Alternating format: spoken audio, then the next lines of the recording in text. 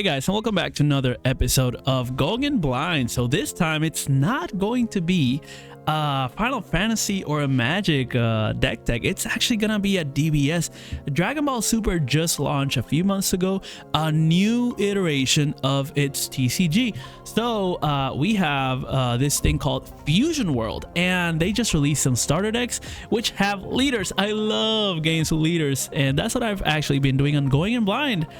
So yeah, I decided to buy all 4 starter decks and also all the possible leaders that have been released so far. The second set just dropped, and yeah, I got them as soon as possible, and I haven't put them in, but I have them available. So yeah, I'm gonna read them all. I don't know how to play the game very well, but I did play 4 games to try to test the 4 decks out. They were pretty good, cool games. They were pretty good in terms of like mechanics are understandable, and the game is pretty easy to understand and to read. The cards is not a hassle. It's actually kind of enjoyable, and there's a funny mechanic that I'm going to discuss in every video, even though it's repetitive, just so that people know it in each video they see. But yeah, it's interesting. So let's dive right into it. So we got the Goku, and Beerus. Those are the leaders. So how the deck works is you're gonna have 50 cards, and you have up to 4 maximum copies of each card. So you have 50 within all of them, and then 1 leader. I have all 4 there so that you can see them. There's 4 for each color right now, and this is gonna be the red color. Okay, the characters are not necessarily locked into a color. For example, Frieza is the leader for the yellow deck, and Vegeta is a leader for the blue deck, and yet they are showing up in the red deck. And in the same way, Son Gohan is in the blue deck and can be a leader for the yellow deck. So we got that going on. We also have Cell. We have what can I say, like there's many. Some are within decks, some are not, and they're not necessarily locked in. So yeah, you have Beerus in the leader as well as in the 50. So you know, it's not something that, who's to say that we can't have many on multiple colors. For now though, the Gokus are all in red. So without further ado, let's begin. I'm gonna read the Awakened part only. They're usually the same up front, although not all of them. Maybe I should read the front part, but I'm gonna read the back, and you guys choose whichever you want the most. They are all 20 power though on the back, so 20,000. So I'm gonna say K for now on 20K. Yeah, so they all have a draw 1 card when awakened, except for this Goku, which is going to be the FB1. So they have 1 card, and then Son Goku from, how do we call them? Son Goku from starter. Yeah, starter. The starter Son Goku is draw 1 card when attacking and activate battle. Activate battle. Once per turn, choose up to 1 of your battle cards. It gets 5,000 power for the battle. Okay, so it buffs up. Then we have the Goku from the main set. It says permanent, no draw. On your turn, all your battle cards with Universe 7 in their special traits get plus 5,000 power, and when attacking you draw a card. So it does draw a card. What was I saying? Then you got the Beerus, which is going to be from set 1. It says when attacking, draw 1 card, activate main.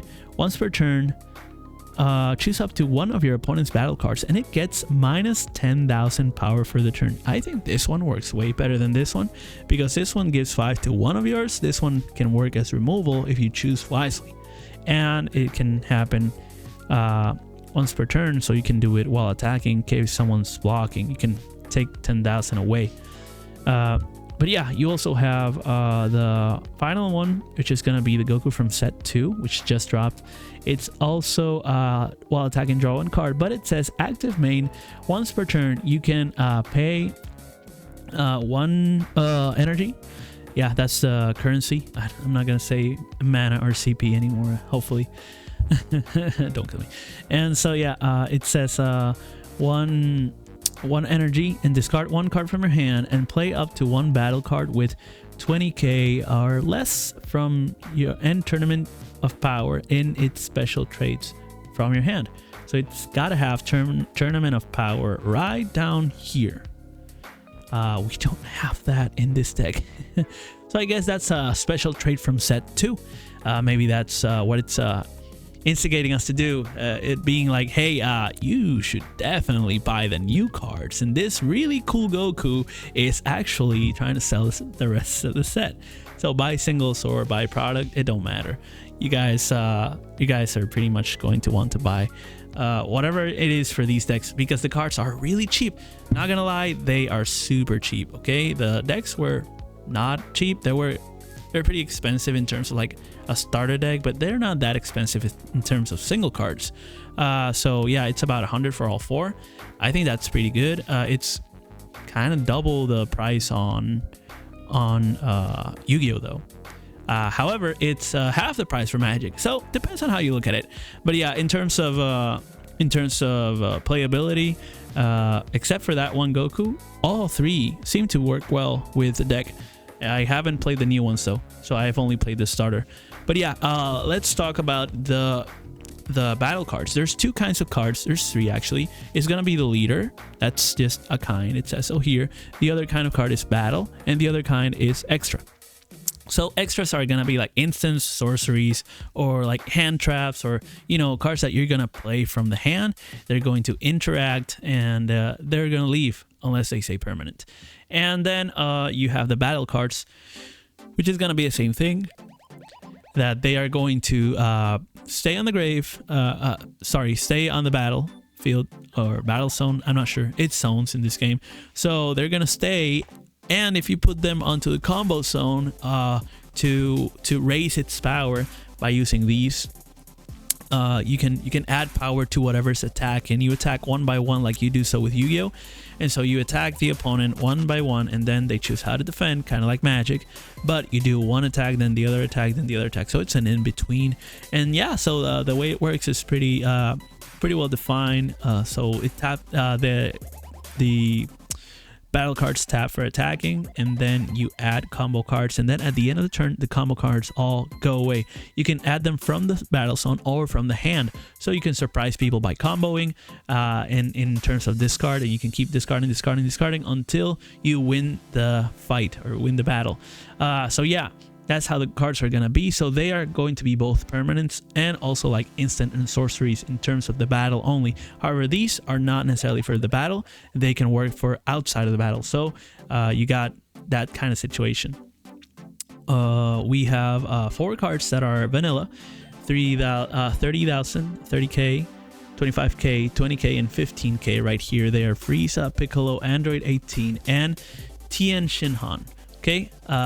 Aside from that, they all give 10k power addition to whatever's attacking. So you put it onto the combo zone, and at the end of the turn, the cards in the combo zone are discarded. Okay.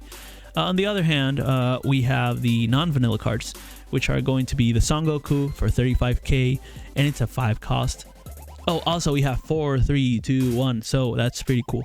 And here we have 5, 4, 3, 3, 2, 2, 7. 1-1. Crazy. It has little stats, but it's actually a good effect. So yeah, we got the Son Goku, and you guys, if you could tell me in the comments, what does it mean when a card doesn't have the plus 1,000? It also doesn't have frame, so I'm not sure if this card's maybe like an evolution, because it has 2 dots, and I don't know what to do with that. There's no other Son Goku in this deck. So is this like an evolution card or what? Is this like a normal thing that because they have an effect, they are giving you less when they're better, and they're so good on the play that they are not good at all on the combo? Kind of like this guy, which has lower stats, but it's really good for the combo, for the super combo. Maybe they're balancing it that way. Explain to me, why is that card giving +0? Okay. But yeah, its effect is gonna be double strike. That's pretty cool. Double strike. And it says on play, choose up to one of your opponent's battle cards, and it gets minus 20,000 power for the turn. That's really strong. Not gonna lie, I think that's might be the best card, even better than the leader. If the leader wasn't drawing, it'd be better than the leader any day. But yeah, so then we have Son Gohan, Adolescence. It's 25k and it's a critical. So when this card inflicts damage with an attack, the life is placed in the drop. So instead of going to the hand, it's going to go to the discard pile. That's pretty cool. When attacking, choose up to one of your opponent's battle cards. It gets minus 10,000. That's pretty good. I like them both. I like them both a lot. Then we got the Beers. It's gonna be a cost 3. Critical again. Same situation. That's what critical does. And then when attacking, choose up to one of your other battle cards, and it gets 5k for the end of the turn. So they're kind of opposites, kind of playing on these two, right? So this one was given minus 10,000. This one given 5,000. This one gives minus 20,000. This one gives 5,000. Interesting. They're opposite in deck versus leader zone. Pretty cool. But yeah, we also have the Android 17 for 20k. It's a 3-drop and says permanent. Opponent's turn, this card gets plus 5,000. And on the play, add up to 1 card from your life into your hand. That's a rushing ability, I guess. Then we have Krillin for 2 cost 15k. It's permanent. On your turn, this card gets 5,000 power. Then on the play, add up to 1 card from your life to your hand. Again, it's kind of trying to rush in the draw. Then we got the Vegeta, cost 2 15k, critical. Then we got the cost 7 Shin, and yeah, let's see what it says. Shin says super combo. A maximum of 4 cards with super combo can be placed in a deck. Okay, so this card is already being regulated on a pool of all super combo cards, and yet it's they also had to put the cost that high up, so it must be good. Let's see. Auto. I don't know what auto means. I guess it means trigger. When you use this card in a combo from your hand, this card gets plus 10,000 combo power. So it's an additional 10,000. Okay. Oh, so from the battle zone, it's only 10,000. But when you surprise with it, it's gonna be 20. 20k is pretty good. Super decent, not gonna lie. Then we have that 1 cost 5k on the play with choose up to one of your opponent's battle cards, and it gets minus 5,000 per turn. Okay, so this deck wants to go up and down on buffing. That's pretty interesting. We finally have the Master Roshi. It's a 1-drop 5k that on the play you draw 1 card, so that's gonna be a cantrip. That's pretty sweet. Then we have the extra cards. Let's see what they do. It says 1 cost Kamehameha. It says activate battle. So it is gonna be an instant for the battle step or stage. I don't know. Choose your leader or up to 1 of your battle cards, and it gets plus 15k for the battle. Then choose 1 of your opponent's battle cards, and it gets minus 5k. That's pretty sweet. Once again, that buffing and debuffing power, kind of like Final Fantasy's Earth element, and kind of like the counters on Golgari, like on Magic. It's like a +1 counters, -1 counters. Pretty sweet stuff. Then we have the God Kamehameha for cost 2. It's gonna be permanent. If you have no battle cards, reduce the cost of this card in your hand by 1. Oh, so permanent doesn't mean it stays in the battlefield. It means this is gonna happen forever. Okay, so active main, choose up to 1 of your opponent's battle cards with 30k and KO it. That means destroy or kill or whatever. That's very, very good stuff. So yeah, let me know what you guys think in the comments. Which one is your favorite? I am very much between these two. I am very interesting though in how this is regulated, like the super combo and the 7, the 5 and the 0. Very interesting. Yeah, let me know about that in the comments, as well as like, share, subscribe, and follow for more. I'll see you on the next one. Peace out.